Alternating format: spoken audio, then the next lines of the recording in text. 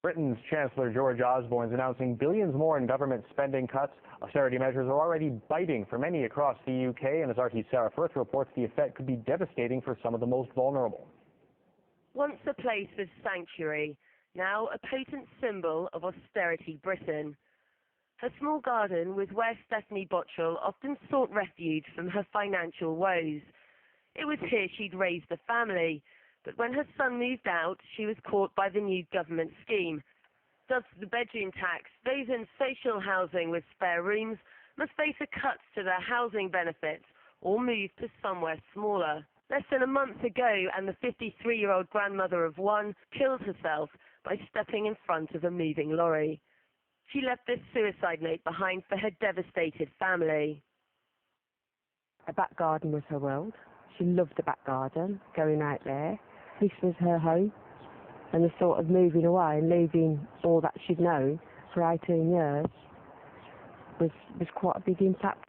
Small, tight-knit communities like this one that Stephanie Botchell lived in might be a long way from Westminster, but as many as the people who live here and in communities like this that have been among some of the hardest hit by the government's austerity measures.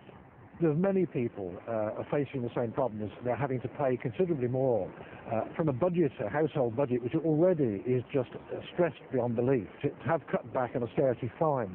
But this problem was caused by the banks.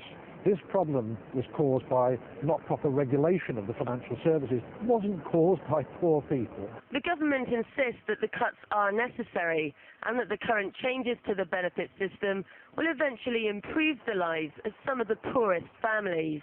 But as part of the welfare overhaul taking place right now, Angela Murray had essential social care slashed from 20 hours a day to just 3. Earlier this week, she delivered a petition signed by 45,000 people calling on the Chancellor to invest in social care. If you think to yourself, you haven't committed any crime, you are in a situation that's not your own doing, and you've suddenly been restricted to something that's like a prison sentence, how would you carry on living? Could you face another 50 years of that kind of life? I know I can't.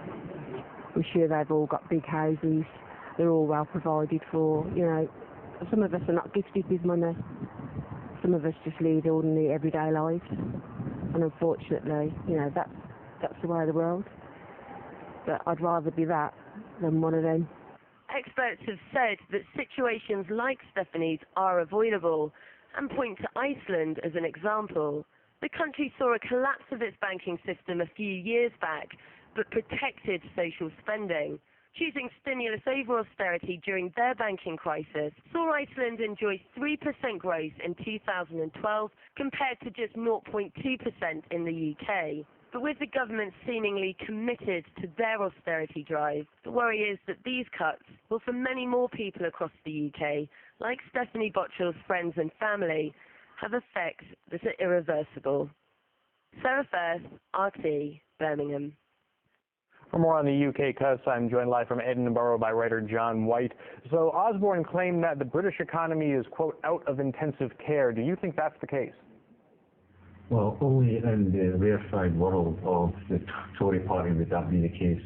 The country's seen 1.1% growth in the last 3 years. That's the worst level of growth in this country's economy over the last 100 years. That can by no means be considered a success. Who do you think is going to be most affected by these cuts? Well, clearly, as your package just explained, the poor are going to be hit harder. What we are seeing is a continuation of the mass experiment in human despair, which this coalition government has achieved to describe as an economic policy. It is ideologically driven, it's the economics of the madhouse, and it is done with the objective of affecting the transference of wealth from the poor to the rich, under the pretext of an economic crisis. Not reason, it's a pretext. This was the economic crisis which hit this country in 2007 was their economic 9/11. Now, official figures show the deficit has been growing last year despite the previous cuts. So then what's the point if it doesn't seem to be doing much good? Well, like I just said, this is ideologically driven. If you're considering these policies on the basis of economics, then clearly it is completely irrational. The US economist Paul Krugman rightly described it as a medieval doctor draining a patient of blood, and when that doesn't work, draining more blood from the patient. This is entirely appropriate to describe this economic policy, this austerity. Austerity historically has been discredited. It doesn't work in times of recession. In times of recession, the government needs to spend more to reintroduce demand, which is contracted as profits tumble. And you must place this alongside the fact that the Office for National Statistics, the government's own body set up to monitor these things, came out with figures in April which stated that in the final quarter of last year, UK businesses, excluding banks, were sitting on £318 billion of surplus. And that money is money we need in the economy. They're not investing, despite all the inducements from the government by way of tax subsidies, tax cuts for the rich, and all the various other emoluments that the government has given to the rich over the last 3 years. So what do you think is the best way that the government can battle the deficit? Well, it has to start investing in the real economy. It has to start directing banks to lend, rather than pleading with banks, especially banks in which we own a majority share, such as RBS. The government should take over RBS, its operations, and start lending, not in the interests of the free market nostrums, but in the interest of the real economy, where the economy needs it. We have a housing crisis in this country. It's the worst in the rest of the world. It's a scandal. And we need to start investing in building affordable homes. Rather than punishing the poor for being poor, we should start actually divesting money from the rich to the poor, as befitting a civilized society. Osborne announced cuts to the police budget also. Do you think that would have an effect on the crime rate? Well, not really, because based on what we know now, a lot of the criminals are actually in the police. They're also sitting in the boardrooms and in the House of Lords.